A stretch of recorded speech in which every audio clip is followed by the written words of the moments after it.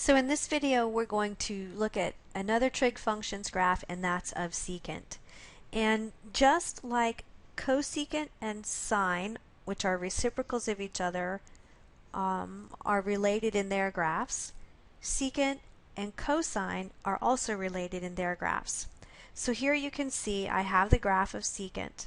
Notice I have vertical asymptotes occurring in this particular graph. I have what look like these parabolas scattered about. And I'm going to just lay out for you the cosine function so you can see how these are related to each other. Cosine starts high, it crosses here, it goes low, it crosses again, and it ends high. So if I were to sketch this graph, notice that everywhere my cosine function crosses the x-axis, I have vertical asymptotes, and everywhere I have a maximum or a minimum on the cosine function, I end up with a parabola. So this is similar to our cosecant graph and the way that cosecant and sine were related, in that secant and cosine are related in the same fashion. So their domains for secant, the domain for secant would fall in between the vertical asymptotes as listed here. The range for secant is just like cosecant, where we have negative infinity to negative 1 and then 1 to infinity.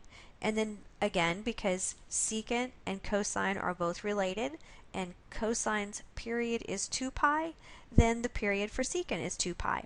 And there's no amplitude. So we'll jump in and we will graph this function here. So we're going to graph 3 secant 2x. We start off by identifying a.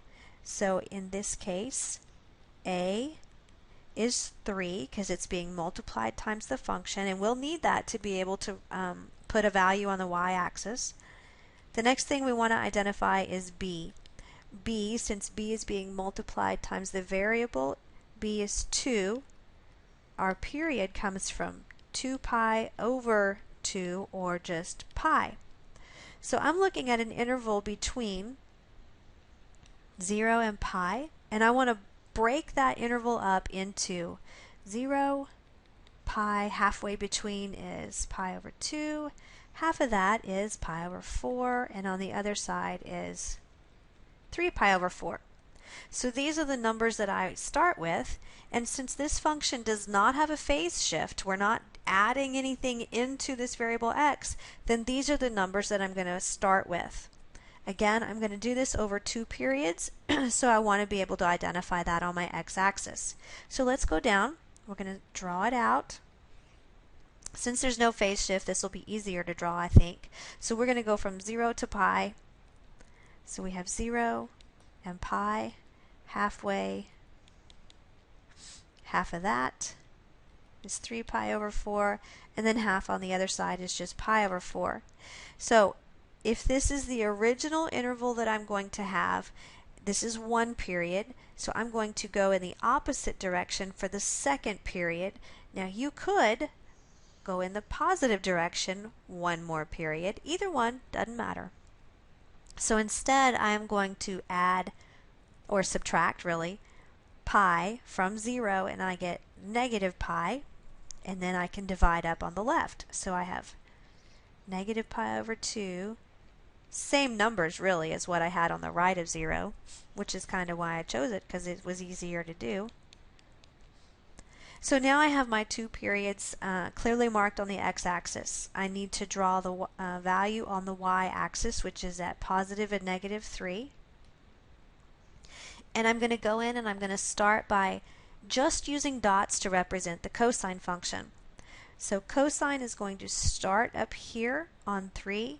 It's going to cross at pi over 4, have a minimum here at pi over 2, it crosses at 3 pi over 4, and finishes at pi. Everywhere my graph crosses the x-axis, everywhere it crosses the x-axis, I'm going to draw an asymptote. So I'm going to continue in this direction, and I know I'm going to cross here at pi over 4. I have a minimum negative pi over 2. I cross at 3 pi over 4, and I have a maximum at negative pi. Okay, so this should be negative pi over 4. Again, everywhere I cross the x-axis, I'm going to draw a vertical asymptote.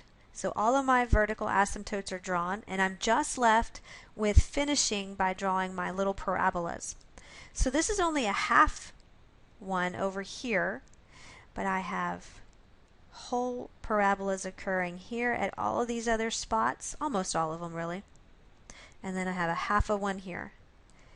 And really that's all it is. It becomes a very repetitive process whenever you're graphing these functions.